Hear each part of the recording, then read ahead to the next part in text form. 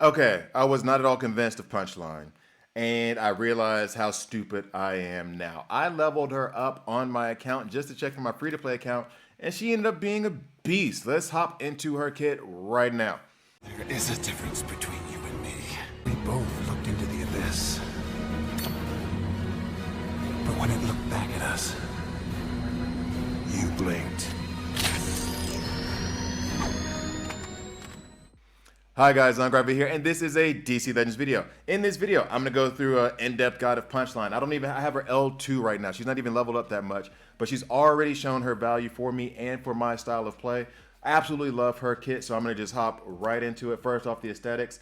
I do like the normal skin more. I don't know why. It's more of a nerdy tech girl look, and I guess that's just what I go for. I'm not sure, but I do like the normal skin more than this skin. This is okay, I guess. I don't know. Honestly, I genuinely don't know. It just looked kind of weird to me. But so in any case, I'm gonna go ahead and go through her kit.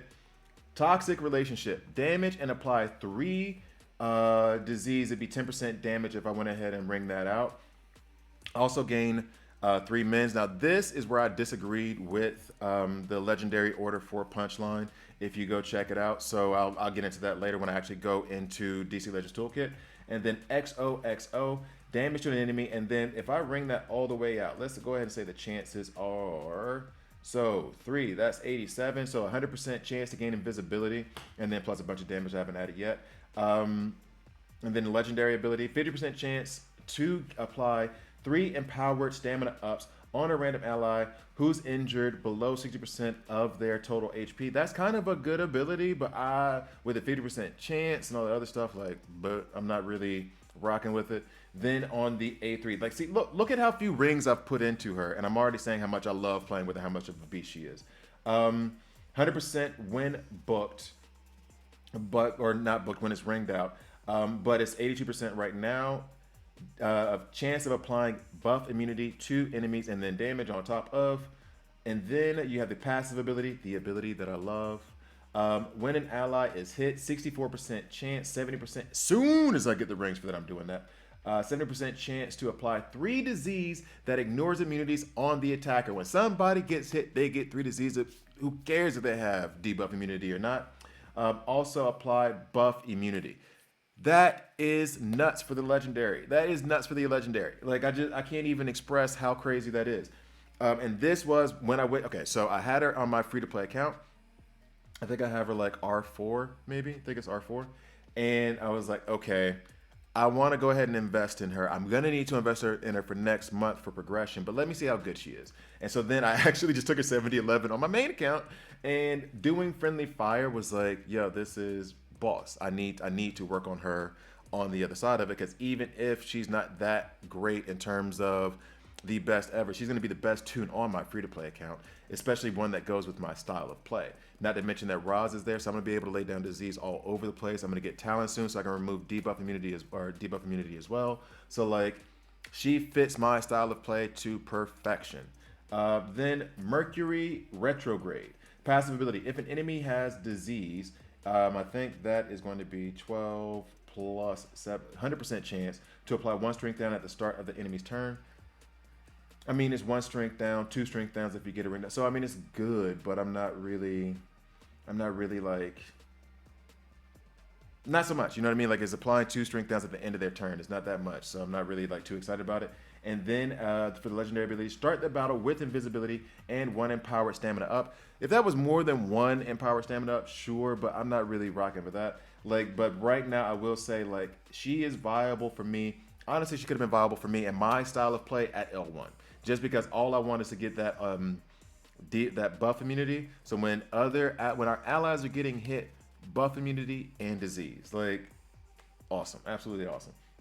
So now I'm gonna go ahead and go into the videos that I took of her. Now, the first thing I thought was run her with a bunch of taunters. All right, Superman, Grundy, Barda, don't care. Now, one of the things is that, and I'm gonna go back here, when an ally is hit.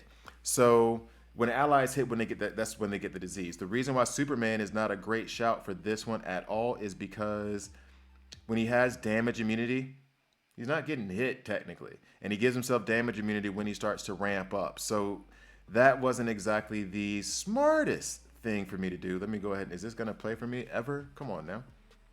Do something for me. So it was not that smart to run Superman with her.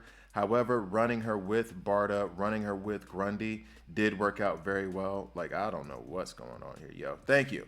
All right, so as you'll see, and honestly, I'm not really caring about Harley Quinn with the enrage, because even if she does just attack on the A1, she's still laying down disease and giving herself mins. And that was one of the things that I just disagreed with outright, was that I want her to have mins to help her with survivability more than the stamina ups. Now I'm going to go into the legendary order from DC Legends Toolkit and why I just disagree with it, but that is also dependent on your style of play. So as you can see here, death immunities on Superman, and he's receiving hits from Black Flash, but that doesn't matter because he's not really taking a hit. It's just death immunity, and he's already at 0. So no biggie there. But this thing went fast. I'm going back. One more time. One more again. Now here's the other thing too, and I need to check this. Does the buff immunity also ignore the positive affinities? Because positive immunities, I should say. So there's the disease, but I don't think the buff immunity, the buff immunity did not hit because he had debuff immunity on at the time. Only the disease hit. I'm going to try to keep an eye out for that a little bit more carefully, but it looks like that is the case. They'll never get debuff immunity again in this match because Green Lantern can't do that for them. But yeah, that's the one thing I'm worried about. And this works so well passively.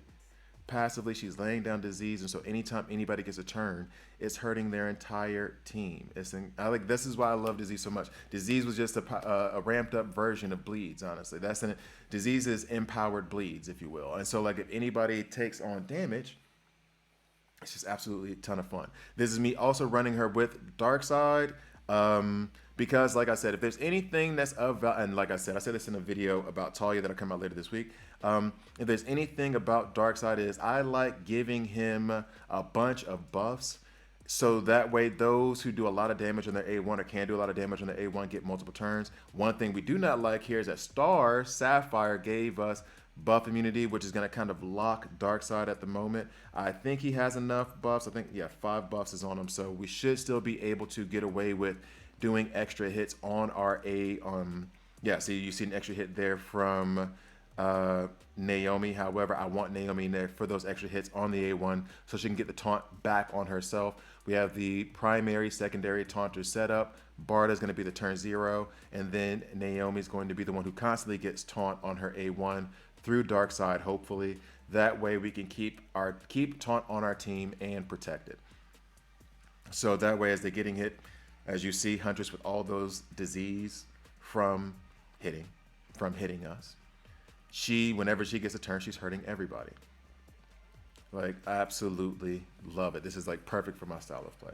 And I think, truth be told, if you build the team correctly, in my view, she can be, Punchline can be a huge problem, an absolutely huge problem. So after this video, I'm going to go ahead and go to the DC Legends Toolkit and give you her stats. So, speed, 122. Tied for 25th. She's not the fastest in the world, so I'm not really counting on the speed there. HP, 51. She's above average, but you would rather her not get hit.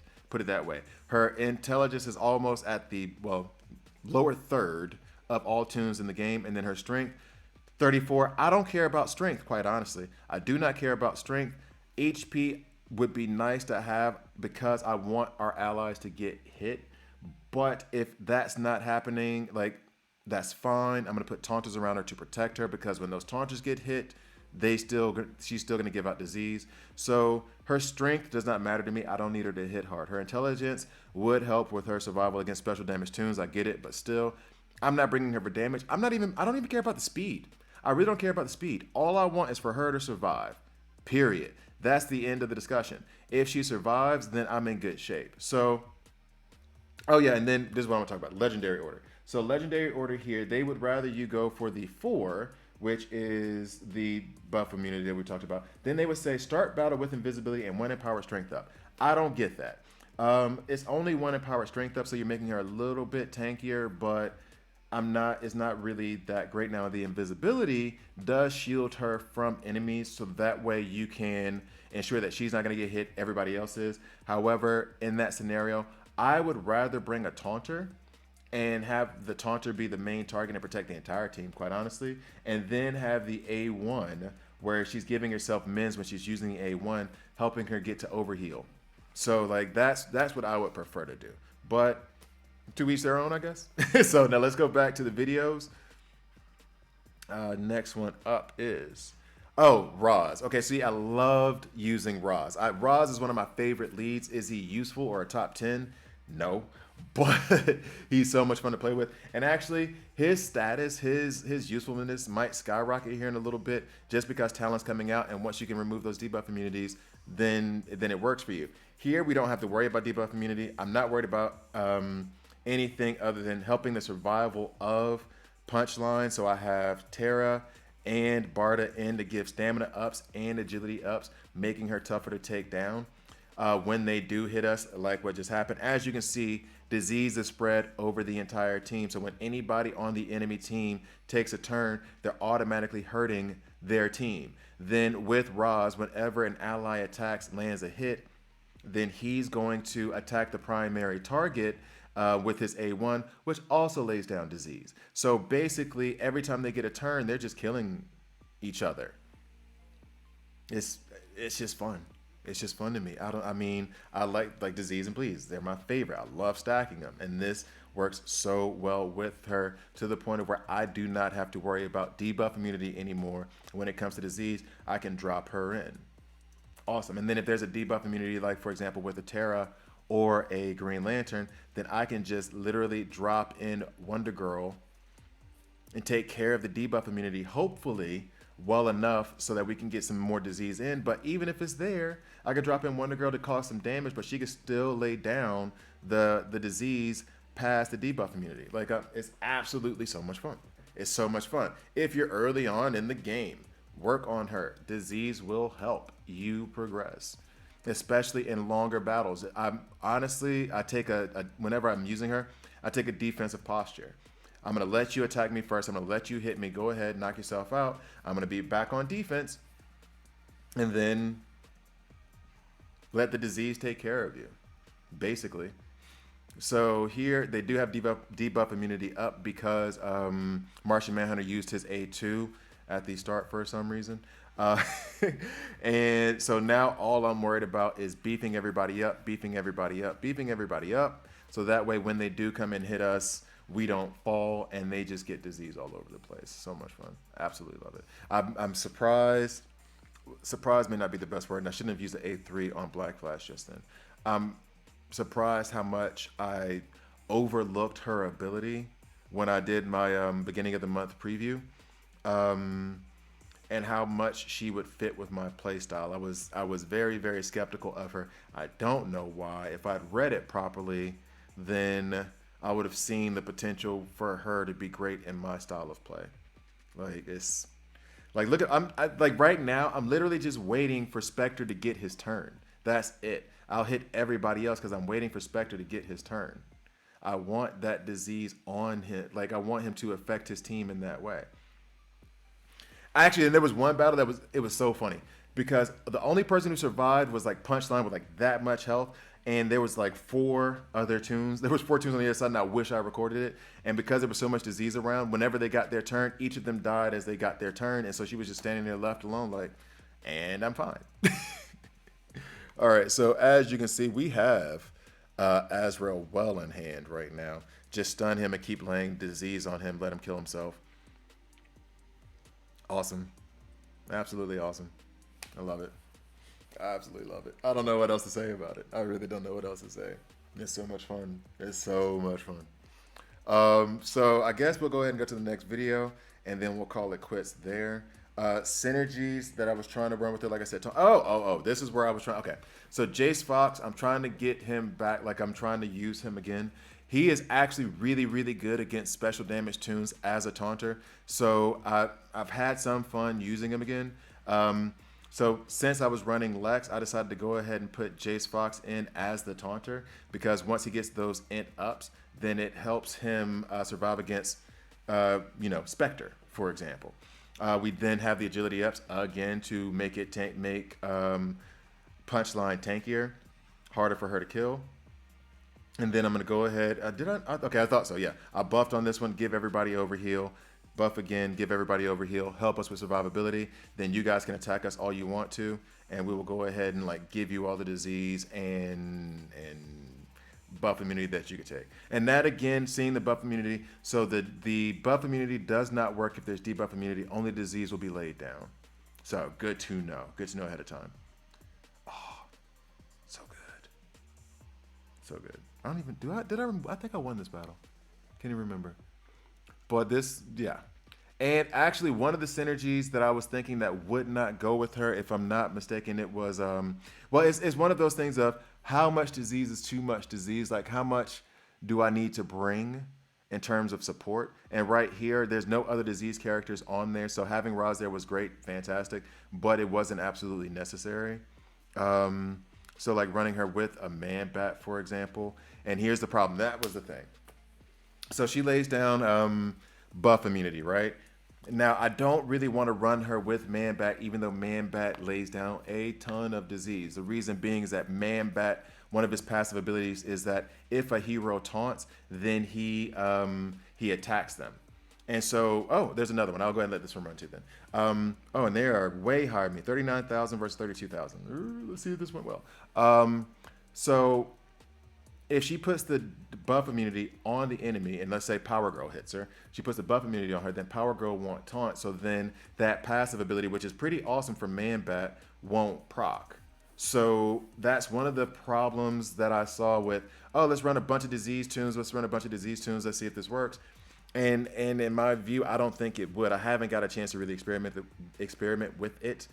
I'm going to, but it didn't seem like it was viable if she's giving that buff immunity on her A3 when she opens up. It's at least for a manual team. If I'm doing it, at least for an automatic team. If I'm doing it manually, then I can kind of avoid that. So here you see, if Donna Troy does buff again, or if he does taunt again, then Man Bat wouldn't attack her because she's not going to get the buff. There's buff immunity on it. So in any case, let's see how this goes. This one is actually a relatively short one, but in any case, absolutely love Punchline. She's perfect for my style of play. I can understand those who don't think that she's great or who can't use her, I guess.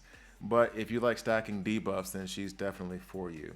So I know. In fact, and sometimes, not sometimes, but now I'm even wanting Black Flash to get going. Keep hitting her. Keep getting those disease, and then keep hurting your team because your turn meter's coming around faster and faster, so the disease is taking more and more effect. Absolutely love it. So I drop these videos every Monday, Wednesday, Friday. Please subscribe. If you don't like it, hit subscribe, hit dislike. I'm okay with that as well, but you should subscribe. Punchline. So much fun. Next guy, which I've already recorded, is Talia. She's coming up next. I had a lot of fun with her, so check out that in-depth guide coming up.